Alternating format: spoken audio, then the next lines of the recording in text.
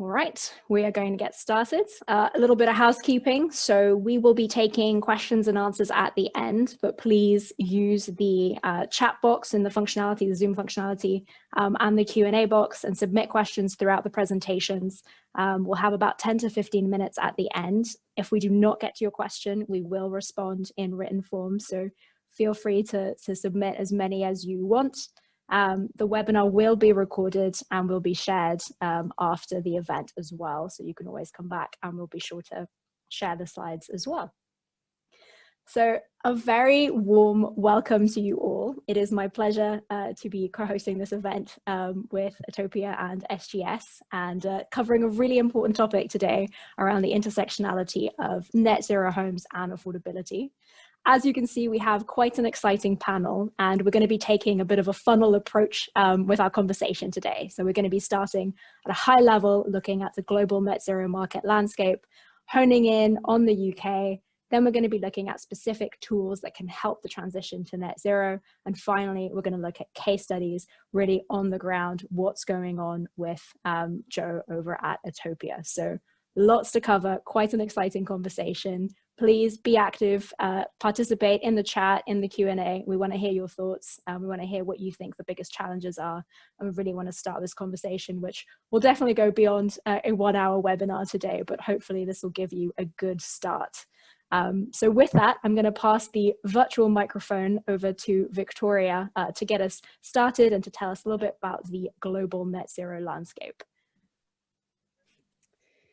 Thank you very much, Eleni. Right, let's get this going. Fantastic, I hope you can see that. And hi, everyone. A huge thank you to Sintali for inviting me to share with you a little bit about what we call our global whole life carbon vision. My name is Victoria Burrows. I'm the Director of Advancing Net Zero at the World Green Building Council. And the World Green Building Council is a network of around 70 national green building councils globally from all across the world, including, of course, the UK, GBC, and some others that you may have heard of, and others in countries that possibly you didn't think there might be one. But we work with lots of different sizes of organisation in our Green Building Council network. And as you may already know, the building and construction sector is responsible globally for a huge amount of energy-related carbon emissions, around 28% from building operations. So that's the energy that goes into using buildings, heating, cooling, lighting, and powering them, residential and commercial sectors, from direct emissions through on-site combustion, but also indirectly through access to the grid, and from fossil fuel energy sources. Then there's 11% making up the total of 39 that comes from the materials and construction and processes that go into creating new buildings, but also maintaining them over their lifetime, renovating buildings as well. And there's a huge amount of emissions, far more than that 11%, that comes from the concrete, steel and aluminium sectors. And so as the building and construction sector, we have a huge role to send signals to these industries that as we're building new buildings, we have an increased demand for low carbon alternatives to these types of products, so that they can then invest in the necessary infrastructure for their supply chain and manufacturing processes to reduce the emissions associated with heavy industries, far beyond the 39% that we're responsible directly for. And this is important because between now and 2060, the numbers are projecting that the global building stock is going to double. So this chart shows where existing buildings are and where the growth is going to be over the next 10 years in the dark blue bubbles, mostly within the global north. And then between sort of 2030 and 2060, those sort of lighter blue circles are showing where there's going to be more development over the next few decades, and that's mostly within the global south. So within Africa and India and Latin America. So that shows that we have a really huge responsibility here and an obligation to make sure that these buildings and these developments are being built to the best performance standards that we know possible, that lessons are being learned from what's happened within the global north, but also that those blue dots are going to stay there. Half the buildings that will be standing in 2060 already exist. So we have this huge dual challenge in terms of addressing all the new buildings and infrastructure that will be happening all over the world and improving the performance of the existing buildings and facilities that we have too. So the World Green Building Council has a net zero whole life carbon vision that says by 2050, new buildings, infrastructure and renovations will have net zero embodied carbon, with all buildings, including existing buildings, being net zero operational carbon. And that from 2030, we focus on new buildings. So new buildings, infrastructure and renovations have at least 40% less embodied carbon, with significant upfront carbon reduction, and all new buildings must operate at net zero carbon. And that's really to highlight the increased influence that we can have over new buildings in terms of design performance and also material selection. But we know we need to go further faster. So we also recognize those organizations and those policymakers that are setting far more ambitious targets and seeking to make sure all buildings within their direct control operate at net zero by 2030, or implementing policy in line with our vision. And that's through the Net Zero Carbon Buildings Commitment. And under this vision, we have set a definition for what we mean by net zero operational carbon, what we mean by net zero embodied carbon, to try and achieve some alignment and commonality across the approaches that are taken by green building councils all over the world. So for us, achieving net zero operational carbon means we're measuring in-use performance. We make net zero claims based on the in-use metered data that, yes, energy consumption is important, but where that energy is coming from and the carbon emissions are even more important. That we should be reducing energy demand through energy efficiency measures, and then generating the balance from renewable energy as close to the building as possible. So on-site where you can, off-site renewable energy procurement, and then offsets as a last resort once you've exhausted all of those options. And then bringing net zero embodied carbon into the conversation. Similarly, it's a hierarchical approach of preventing the use of new materials through optimizing renovation of existing buildings, and then reducing and optimizing the embodied carbon associated with new buildings through things like lean construction, off-site manufacturing, and improving the options for circular economy and recyclability of materials, including planning for deconstruction in the future and an adaptability of buildings instead of demolition. And again, offset where necessary in order to reach our net zero goals, with a view to achieving total sector decarbonisation by 2050.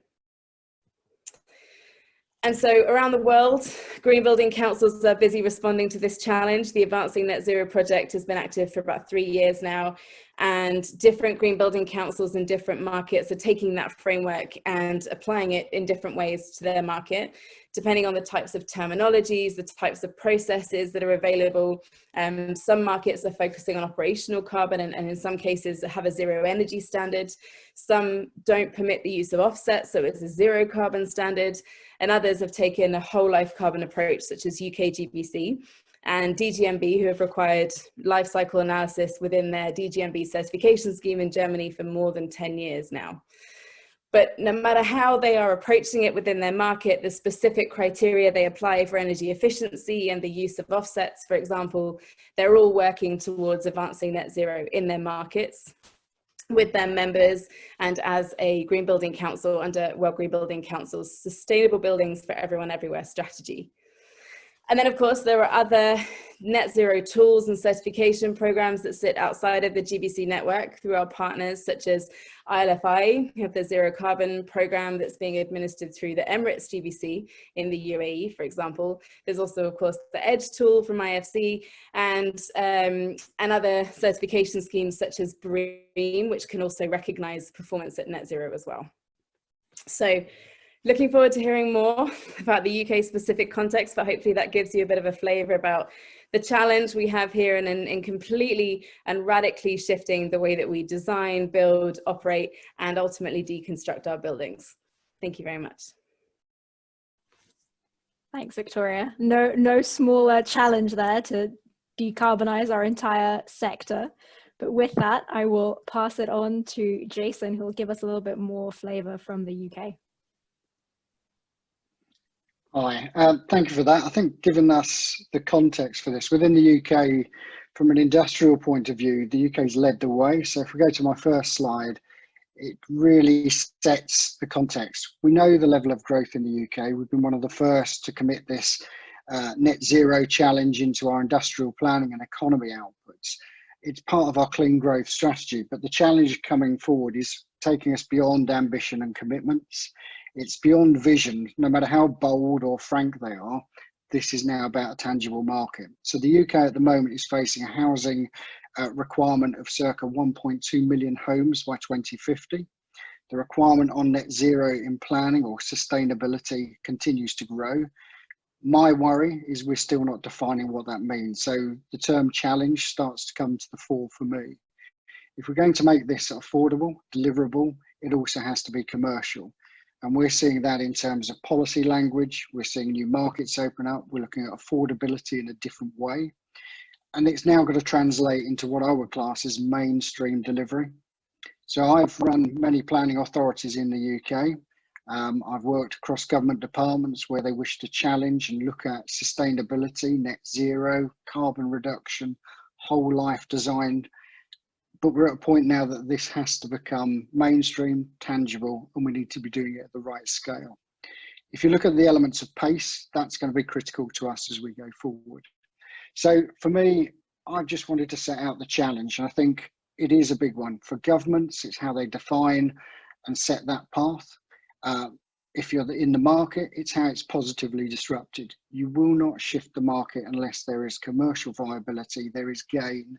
And actually, a new element for me, which is we're seeing consumers drive the need for change. People want to understand every element of their homes. So I think this is a new pressure on the housing market. It's been there in the commercial market. If you're renting large space, you want it energy efficient, you want it heat efficient, you want quick build. So for us at UKBCSD, we represent and pull together some of the most innovative organisations. We work in partnership across members both in the UK and globally. We're part of the World Business Council. The sole aim there is to bring together the most innovative, leading and focused organisations that can start positively changing the marketplace. And I think for the UK, we've also got to take a deep breath and look at how we silo some of our approaches. So MMC, passive house, this is just new forms of build, or as we would class it, this is smart construction. So we're looking at that as, how can you deliver affordable? How can you actually make sure these are driven? And for that, we've outlined for this presentation just 3 elements we see as critical as we go forwards. So one is the drive for change. In the UK, we still lack clear defined policy, the bit that takes away the choice. And I say that very boldly. We need to drive a new market. We need to raise the standards. We need to raise the quality of build and the efficiency of our homes. That's also got to apply to retrofit as we go forward as well. So that is our biggest challenge at the moment. We lack that definition. We lack a common metric that we can measure that success by. And that's why we're very supportive of bringing forward new tools, new policy, new drivers that raise those standards and give us that net zero offer and pathway. The other one is what I always hear from the private sector, viability. It's used as a barrier. It's used as a pushback to positive planning. And we need to get our heads around that we are talking about mainstreaming sustainable growth, the right design, the right technology, the right application, and that we can evidence a common approach to net zero, what we mean and how we measure that. And that's got to be embedded in everything we do. The other element is lack of focus. And again, we call this more focus around smart construction. Much of this is already at our fingertips. It isn't something 10, 15 or 20 years ago. We have the capability, and I think we're about to hear more of that, to deliver this now.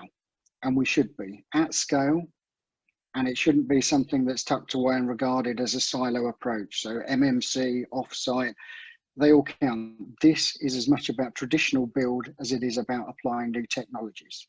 And the UK used to be world leaders in this and still is. We just underplay that.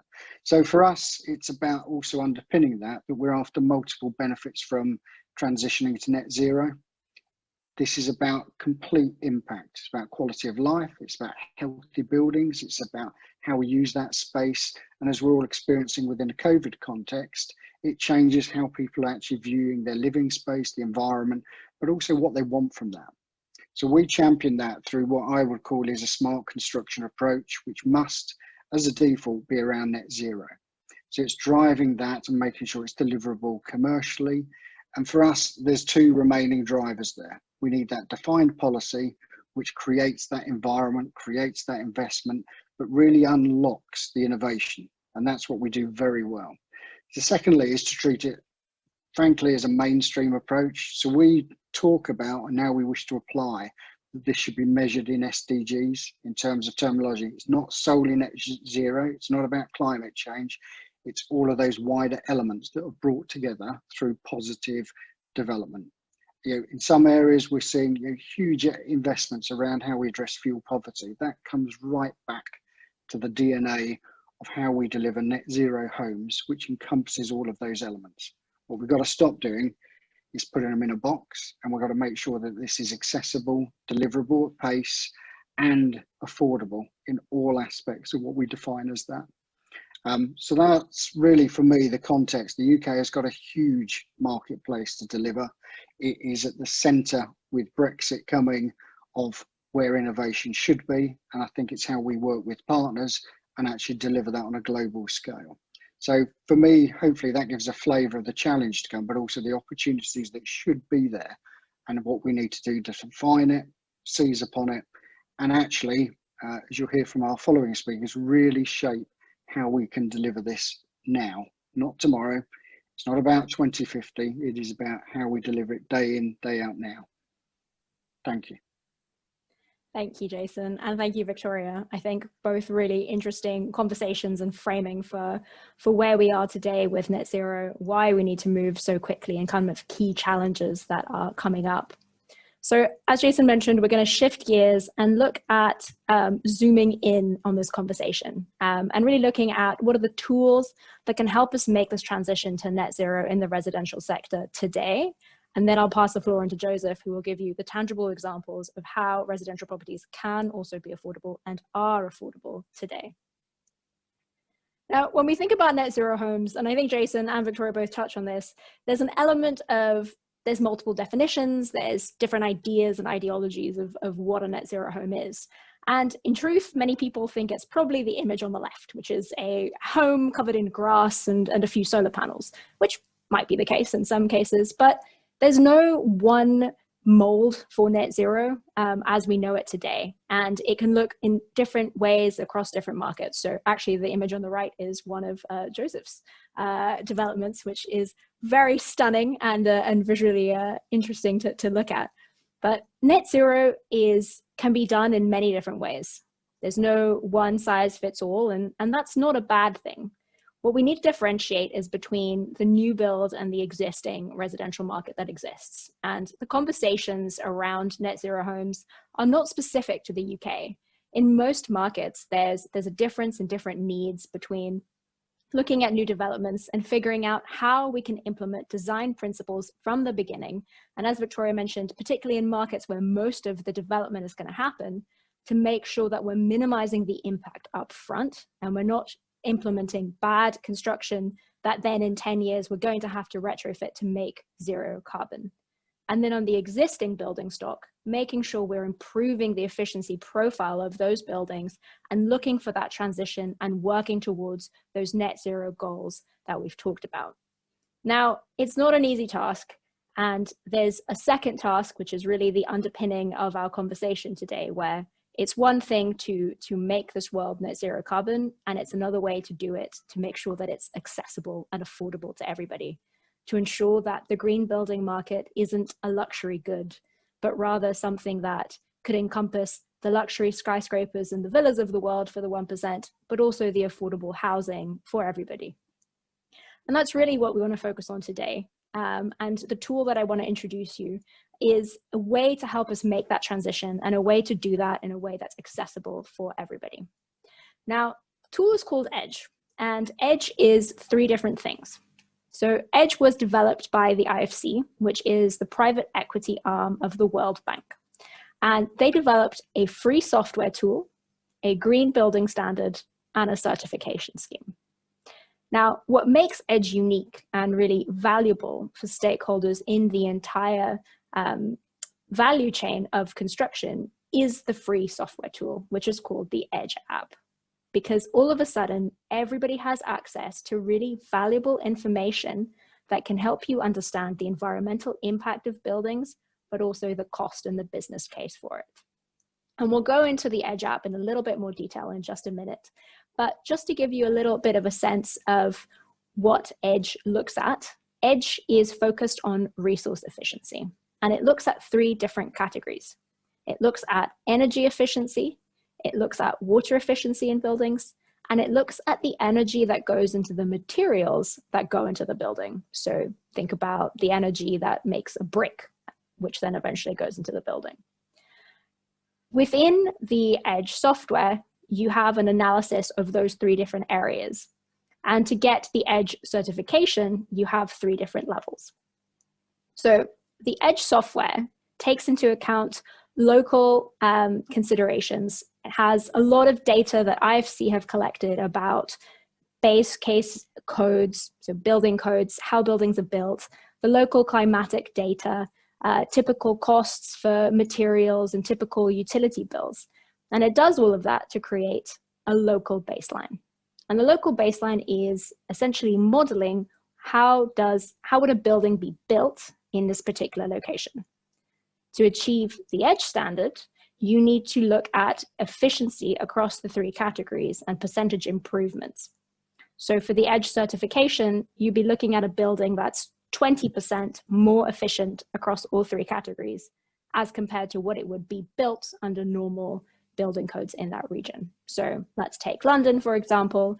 If I'm going to build a home in London and I would want to reach Edge certification, I would be looking at making it 20% more efficient than how it would have been built if I was just following the London building code. Edge Advanced is looking at improving the energy efficiency percentage to at least 40%, whilst the water and materials is at least 20%. And then we move to the zero carbon accreditation. Now, for Edge Zero Carbon, we are looking at the operational zero carbon, so looking at operational savings.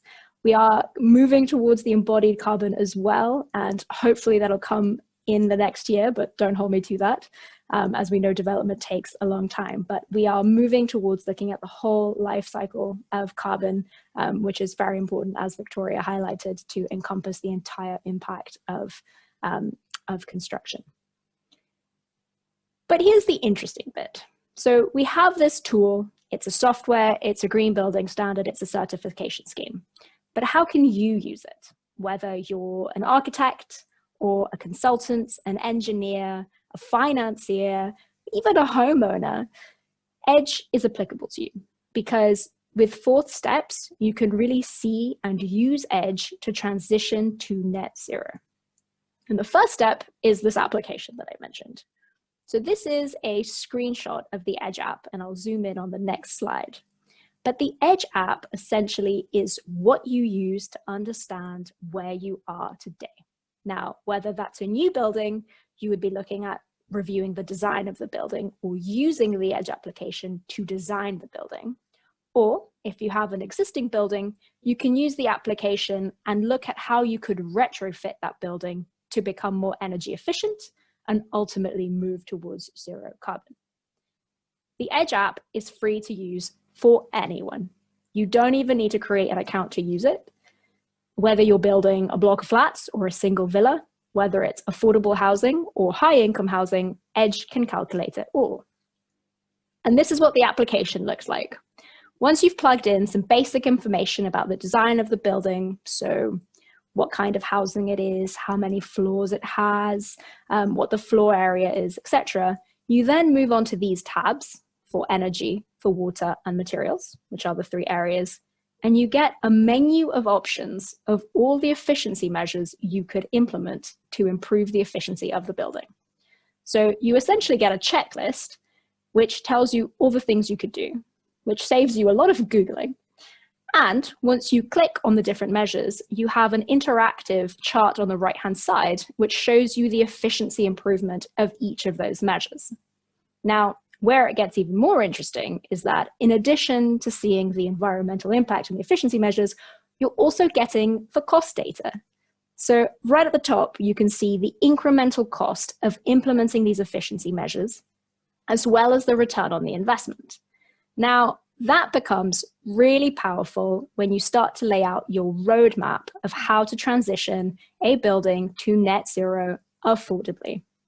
And when you break it down, you start to see that A, the incremental cost of transitioning and implementing efficiency measures is small, and B, the savings that you get and the payback is really quite short, because when you're improving the efficiency and when you're improving the efficiency profile of a building, you're creating savings. And so all those savings are a benefit. And as Jason was saying, we have to start looking at net zero homes, at sustainability, at green buildings across multiple benefits, because it's not just about building a green house. It really is providing benefits to multiple stakeholders. And so using this application, anybody, again, whether it's an architect designing a building, a developer looking at their pipeline of projects, or a homeowner who's considering a retrofit, you can really start to understand where your building is and really start moving towards that net zero transition. Now, assuming you've implemented your measures, you've gone and done as much efficiency as possible, efficiency improvements for the home, you're then ready to go green, which is the last step, and looking at offsetting. In the last case, as Victoria said, the ideal scenario is making sure that you have on-site or off-site renewable energy if possible. Then looking at the procurement of green tariffs, and finally offsetting any leftover energy to be able to make the home operationally zero carbon. Again, Edge Zero Carbon is just looking at the operational element, and the tool actually facilitates and shows you, once you reach that 40%, how much energy is left over that needs to be addressed. But it's a powerful tool that can be really, really useful. And if you are a homeowner, or if you're not looking for certification, your journey would end here. But if you're a developer or a government body or someone that really needs the verification, that's where the certification comes in. And in a time where we're hearing a lot of commitments, a lot of talk, and it's hard to see the follow through and ensure that action is really being taken, this third-party validation can be really, really important to ensure that stakeholders such as constituents or financiers or your board ensure that you are taking the right steps and really making that verified claim that this is a net zero development. Now, because EDGE was created by the World Bank, it's very well accepted in the financial community. And actually having the accreditation can be very useful in terms of accessing new sources of finance. So green loans, green bonds, green mortgages. Having that third-party validation is an essential element for that financing role. So for anybody on this call who is sitting on that side of the table in terms of developers and engineers, having an Edge Zero Carbon accreditation is an important step to get financing, and can be a very powerful tool. But again, the idea is that using Edge is something that everybody can do, wherever you sit within the value chain. And it's something that can really help drive the transition to net zero, because it's giving you the data that you need to make the decisions, to see what you can do today, what your return on investment is, where the payback is, and really move and focus on shifting the needle, whether it's zero carbon ready or going full zero carbon today. And then on the higher level for institutions, using this entire process, getting that accreditation, accessing finance, and really moving us all towards zero carbon. You have the theory, you have the tools now to help you transition to net zero properties in the residential market for a small incremental cost. And I will emphasize that, because it is, when you start to look at the data, the incremental cost of building net zero is very, very small. But I'll give it over to the expert who can now tell us in practice how net zero homes can be affordable. And in fact, Joseph founded his entire company to specifically tackle the intersection of affordability of housing and sustainability. So who better to tell you than Joseph himself? Over to you, Joseph. Thank you. And wow, I must say, what a panel to be sat on. If you could have a time machine one day, potentially go back and tell my 18 homeless-year-old self that I'd be here with the UK Business Council for Sustainable Development, the World Green Build Council, and working alongside Sintali and Edge around a world building green accreditation, I probably would have laughed because I didn't even have a house. But what I'm going to share with you today is more around what Etopia does. And then we've spoken a lot about the problem. We've set fire to literally everything we've touched. And if not, we've embodied it in a way to combust it and therefore cause a long-term negative impact that we were just unaware of. Human evolution took precedence, and we didn't have the understanding that today we do. And it's become evident over this last year. It's been the most difficult year for most of, definitely our generation, but for most people alive today. And what has happened is the world has aligned its thinking. And with this, we are entering a new age, which is why everything that we've spoken about, from the affordability matrixing, the analysis, the true understanding, the not greenwashing of it, and then the assurance and reassurance that accreditation is so important. And there are companies such as Etopia taking experiences and driving them forward. And so Etopia are an all-in-one solution for housing, as well as other built work environments such as commercial units and schools. What we are is we are an echi-tech company. We're not prop tech. We've been recognized by Forbes as echi-tech. What does that mean? We're energy construction intelligent technology. Etopia and myself, from my learnings and from being homeless from 15 to 21, experienced what it really is and what it really means to live in subpar accommodations, lack of affordable housing, lack of housing in general, and then eating cold pasta when you do have a house because your electric runs out. And this is really driven from an understanding of what is needed to be put inside a home. So I'm going to play for you a little short video around our development that was building for 2050 as part of Bays at Corby.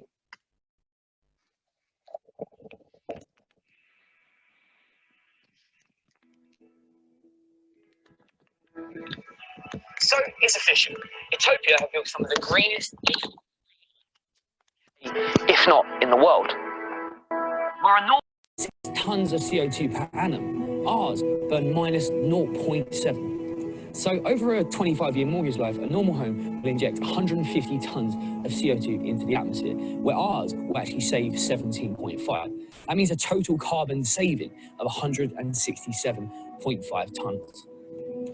We calculated that that's the equivalent of taking a car off the road for 36 years or taking a Boeing 737 out of the sky for 1,861 hours.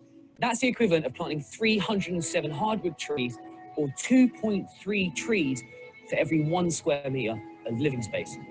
And not only that, where a new build energy efficiency rating averages out around about D, which is 60, our homes break the mold and come in at 105 beyond an A. Unlike most modular systems, we can build to any shape, any style, and any design. And that includes putting up a superstructure of a 3-story townhouse in less than 9 days. So we talk about green building, the future home standards, and garden villages, but what does it actually mean? Right now, we are one of the only companies building to this future standard already, the first truly eco-friendly company. So what we want to do is work with government, councils, builders, and developers alike to start building the future of the green communities and garden villages today.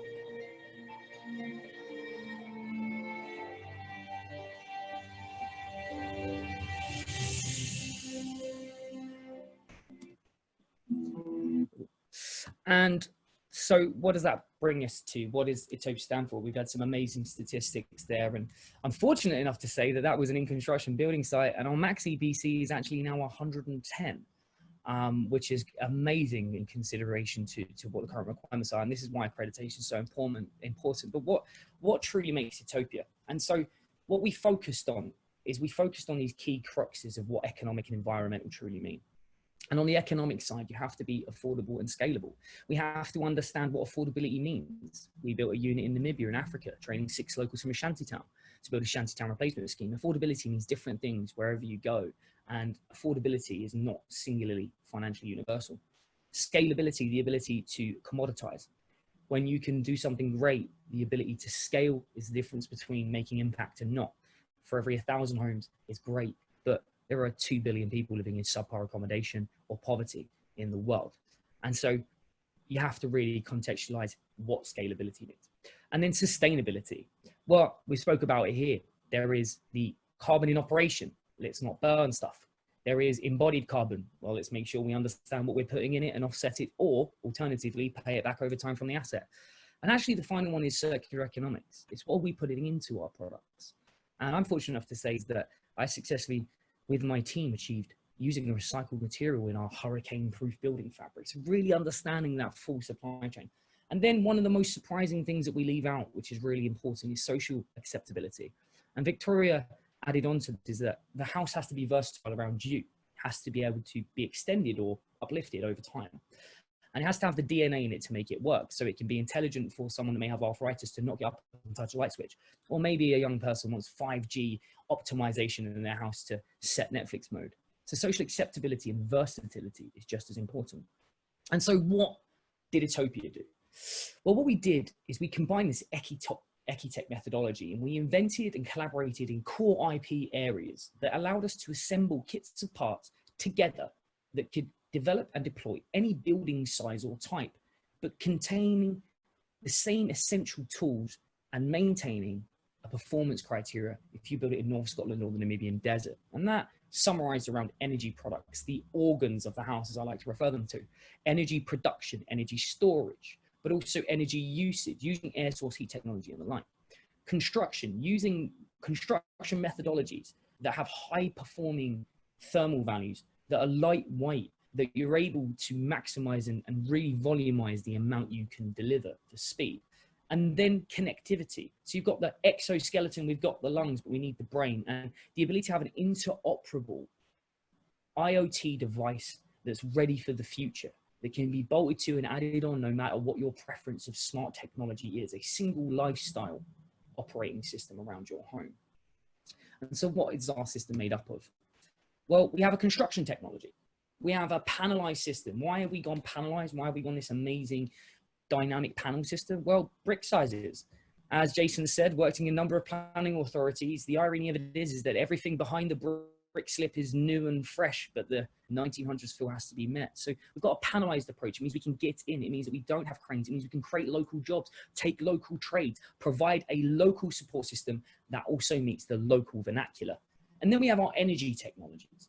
We have partnered with world leaders such as Samsung, and we are providing air source heat technology driven by renewables. We've developed the solar slate tiling partnerships. We've really looked at how do you create energy through generation? How do you use that energy? How do you ventilate the home? How do you apply hyper performing windows, coated windows, and bring it together as a singular ecosystem so that home knows what energy it needs and it understands how to generate and use that energy. And then of course, the intelligence. So we developed a sensor which takes VOCs, light, it takes CO2, all the different attributes you can imagine in a room. And then actually we created a blind and a wireless light switch and a bulb. And why did we do that? Well, when the solar gains affect the house, the sensor is able to immediately pick it up and create auto shading. But then when it auto shades, of course, lights start to dim. So the Kelvin of temperature will change these lights. And these are architectural electronics. These things aren't different. They're not that revolutionary, but they're not usually put in tandem. Every house has a building material. Every house has a heating source, and every house has electronics, whether it is a light switch. What we've done is we thought about what the use case is on these electronics and applied a secondary stage. Why can't the lights be wireless? Why do we have to wire lights in? And why can't it live around you? And then most importantly, it will work with your Ring, Nest, Alexa, Yale, you name it, because it's interoperable. But in addition to that, we can get live feedback data. We can get live feedback data so we can provide, my Alexa's gone off. We can provide live feedback data back to systems like zero carbon. You know, we can now say, okay, well, actually we can know how much energy is being used and we know actually where it's being used, why it's being used. And then hold on a minute, can we share that with local schools? Can we create a community-based approach? What about Olio's food sharing app and integrate that society? So how is it affordable? Strong core supply chain partners who have economies of scale. We can produce a panel every 8 minutes. And did you know under the Future Home Standard, where it says everyone must go to air source heat pumps, there are only 3 manufacturers that are available in Britain, none British, that can meet the 2025 Future Home Standard for air source heat technology. That means we've got to upskill every single plumber to understanding air source heat pumps, and there's not even a supply chain form. So we have partnered with the best supply chain partners and maximize that approach. Then what we've done is we value engineered IP, allowing versatility in delivery that maximize efficiencies. We have delivered the IP in the areas where you would least expect it, but actually give the most maximum results in the supply chain and the delivery of that supply chain. And then we've worked with the experts. We have worked with the best of the best to collaborate and bring together key components.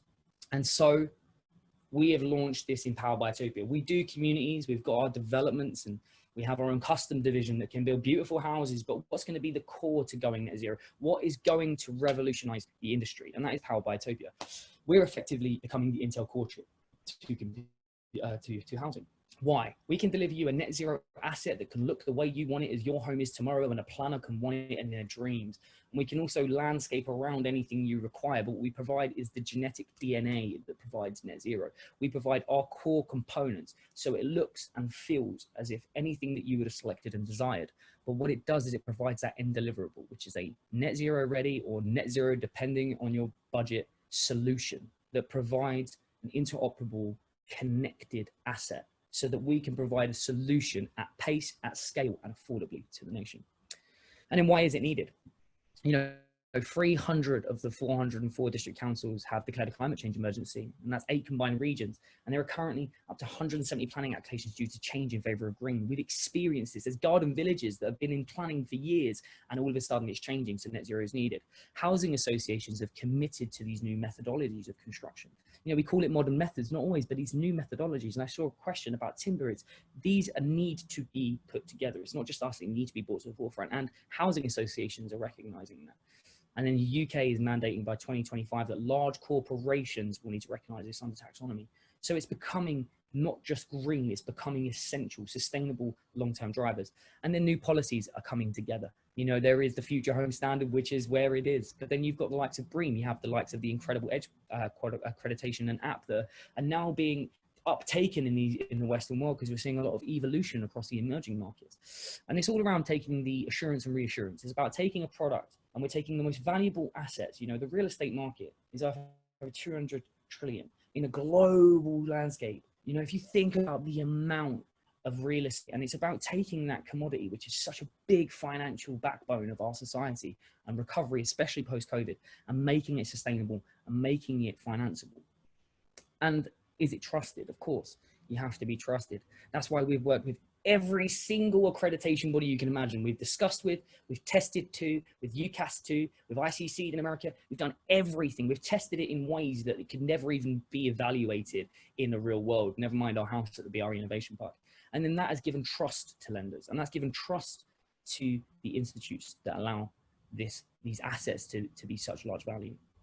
And as a performance overview, without boring you too much, these performance matrices, our average EPC rating, our average across all of our portfolios is 103 out of 100 on the EPC. That says one thing, we have to look at EPCs, but it also says that it's possible to do. Our speed of construction, our houses are effectively hurricane proof. They combine all these amazing things and provide a performance-based, real live program to net zero deliveries. And this isn't just the UK, this is global. We have just received a letter from the State of New York about Affordable Housing Commission. We're working across the Middle East with the Royal Family of Kuwait. We're working in Saudi Arabia. I deployed a shanty replacement scheme in 2019 to Africa to really prove what we could do. And we've already got pilot programs outlined for New Zealand. But coming back to it here in the UK, we need to take the steps first. And as Jason alluded to, we're at the forefront of that. And we will set examples by that. But we shouldn't be afraid to bring in the world assets and prove them today, such as the Edge, such as the World Green Build Council and all of its programs, and connect it all together. And we focus on those SDGs. We evaluate it. You know, the SDGs have come together in a really unique way to evaluate what does the future look like. And by delivering net zero buildings and providing these net zero outcomes and looking at supply chain, taking the waste from the homes that we've built and putting that back through the supply chain, we can really, really address the major issues that exist and hopefully create a better world for tomorrow. Because I don't know if anyone else saw it, but in Victoria's presentation, the later mark, that 2030, 2050 mark in Africa is looking large. And so we have to set precedents. We have to, now that we've made that carbon impact, show our teachings, our methodologies, and support the emerging nations that are going to be doing this in large volumes and numbers. And so what does the future of building look like? And leave it with the thought pieces. Building net zero is now, but what does the future really look like? And I think it looks like, for to me two things.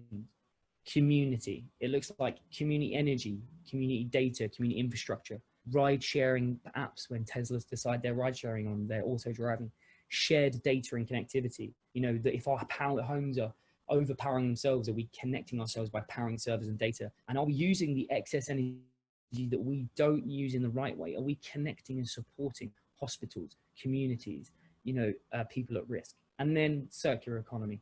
Are we looking at the things that we buy from the shops as products of the future? Because at some point, someone somewhere mined something that is that product, and we have we make sure, and we have the potential to be able to take that and not waste it again, but reuse it in the right ways. And thank you very much. That's Etopia, and I'm just done. Thanks very much, Joseph, and excellent on time, I have to say. So we have exactly 10 minutes for all of our Q&A. I know there's been lots of activity on the chat and the Q&A function already, with some questions being answered, but perhaps we can also bring them into the panel as well for more comments. But first of all, a big thank you to all the panel. I think we covered a lot in 45 minutes. So thank you all for sharing your perspectives and really giving us a global, a local, a London, a UK, around the world perspective on net zero homes. I think there's a lot to discuss. I'm going to open up some of the questions to the panel. I think there's bits where everybody can jump in, so I think jump in as you see fit. But one of well, this is a quick one for you, Joseph. But did you use one carbon weld, and how did that work? You are on mute. First person to do it, right? Tech kid. Yes, we work with One Carbon World, incredible company. We are actually the Climate Now Initiative first UN net zero house builder. That was around offsetting programs. Whilst we were a young company, we wanted to make sure that we were tracking everything carbon, not just our buildings.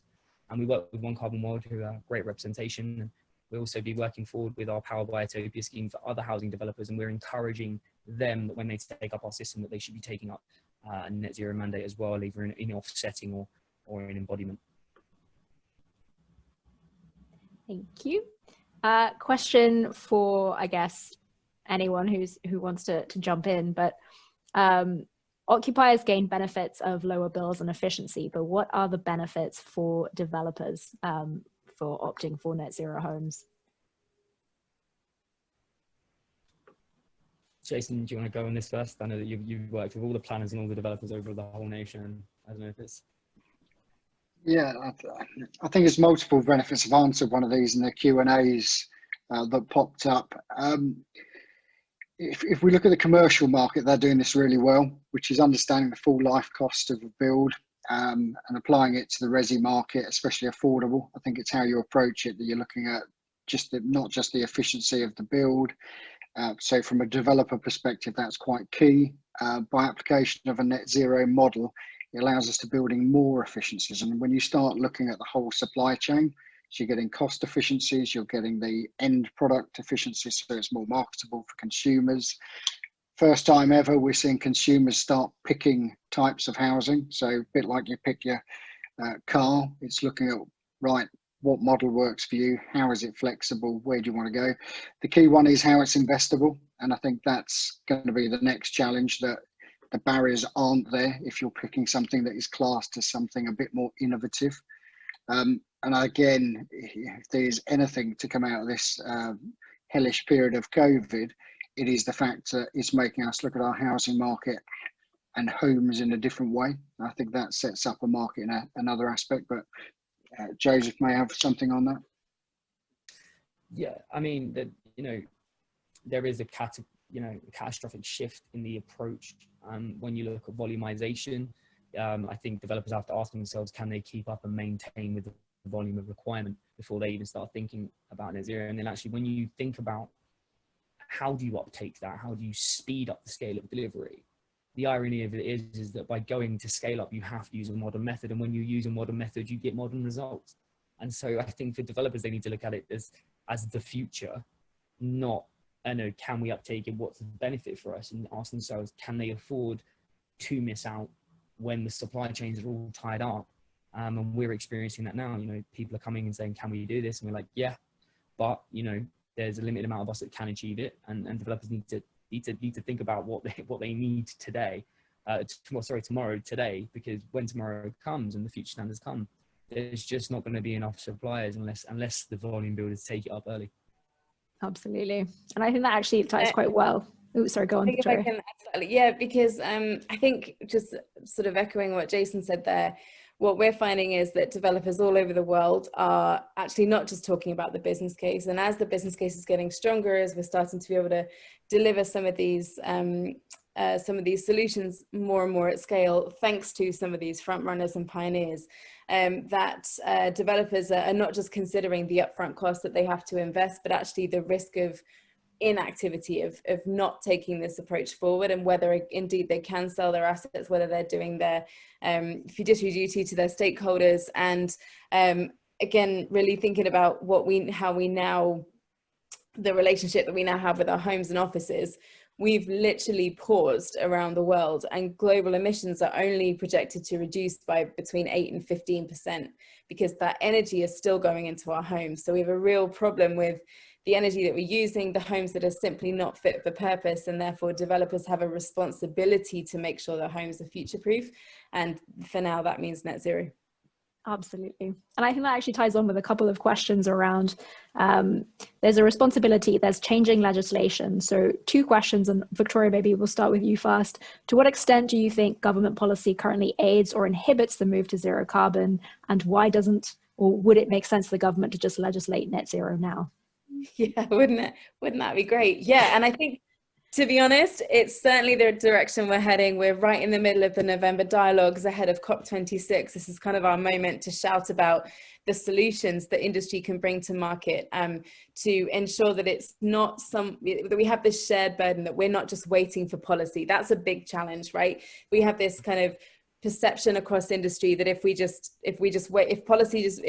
regulators just bring in policy, then we'll start delivering net zero homes. If we can deliver them now, we should be delivering them now and demonstrating that that's possible. Policy will follow inevitably, and the challenge is if we're not able to demonstrate that in the market, that it's feasible and versatile, and that there's an increasing demand for it, then that will affect those timelines. But the right signals are coming, they're just too far ahead. We need to be speeding that process up. Absolutely. Jason, I can see you smiling, and I know you have a comment. I just want to have one quick intersection in case people have to hop off. But Jason, you have a question here about what is the cost per meter squared for an Etopia home, if you can share that, just to prove, I think, Victoria's point of like, it can happen right now. Yeah. So I think one of the ironies of this is, and what a brilliant extension onto that about costs and talking about can you get it, is that I imagine the government would legislate if there was any builder that could and was doing it regularly. We're the only builder that's averaged out above 100 on EPC. We brought Samsung to the game. There's a few others that have tried, and the price per square meter on one of our competitors was about 80% higher than we are. Would you have ever considered making cars driverless without Tesla? Probably not, because it's talked about and it's sharing and ride sharing's there, but it takes someone, it takes something, it takes an organization, it takes a principle, it takes a drive to make that happen, and that's now happening. And match traditional cost net zero ready. Yes, you can get a custom building, we have a custom division, and if you would like to approach us about having your typologies designed, you can, and there's a new website coming that's going to blow all of your minds at the end of the year. My brand and marketing team are all over it.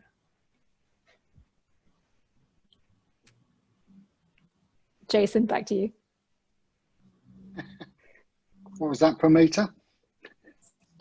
Traditional cost prices, matching traditional for net zero ready. That's the key. Make sure you can compete with the big boys at a price that at a performance that's unrivaled. The Model 3 came out basically. And something I'd support Joseph on in terms of, I'll be contentious, the government needs to actually start putting a clear, tangible policy. So we've got new planning policy coming forward with a big buzzword of sustainability in it. That needs to replace simply the viability argument. We need to be driving this. So we can wait to create a market, and it's there. You've got people like Etopia and many others now following that line. So if you're positively disrupting, frankly, give the policy environment and make the shift. So you can't have a net zero commitment that was made last year and be choking on it already. So I think that's the challenge. Absolutely. Sorry, I'm just reading questions as well as I'm listening. I think that there's definitely still questions around the cost, and maybe this is worth highlighting, but I think the idea is that typically green buildings have had a green premium in terms of a cost. So you might be getting the same end product in terms of it's still a home, it still does exactly what you need it to do, but you're paying X% more because it's green, because it's efficient. And I think what Joe is saying is that what Etopia is doing is getting rid of that green premium and being able to deliver homes at the same cost as it would be if it wasn't efficient. So you're gaining the additional benefits without paying the additional cost. Yeah. Just to come in on that, I think there's a big pushback of, if you're Etopia or others in the market, there's got to be more benefit. Now, whether that's faster access through the planning system, whether it's greater access to government funds where they wish to stimulate the market, they've got to start differentiating. So you can't have leaders in it if we don't create that environment. So whether it's planning system, tax system, there's some of the big commercial build investors in the market, Prologis, Baytree, and then when you come to the resi market, you've got Etopia. There needs to be a further incentive. You suddenly would see the scale of the market absolutely quadruple. And I think that's what creates a green economy. Actually, Eleni, if I can, I have a question for Joe on that. Hey, awesome. Let's say that this policy comes in, let's say that the incentives come in that help kind of catapult that demand that Jason's kind of painted that picture for.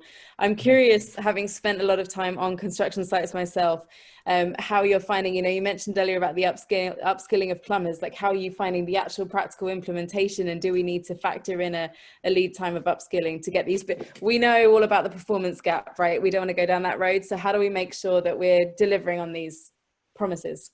This is really interesting, really good point as well. And one of the reasons that we're not volumetric is that you kind of isolate all of the training and skills into a single area. It's not that volumetric's bad, but it's only got a certain place because you can't localize a lot of it. And therefore, what you're doing is you're basically bringing everything in one area and then sending these bits locally that when a problem happens 400 miles away, you can't address it. So what we try to do is, you'll notice it's like a hyper panel. Any bricklayer or timber frame company can transition into that.